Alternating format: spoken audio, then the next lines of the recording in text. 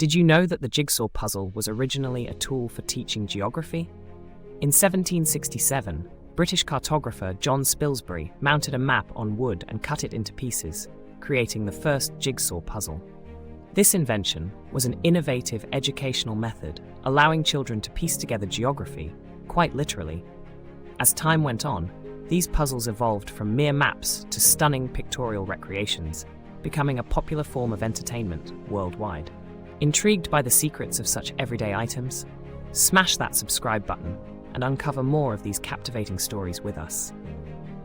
From its humble beginnings as a teaching tool, the jigsaw puzzle remains an intriguing piece of history today, symbolizing puzzle solving as a delightful pastime.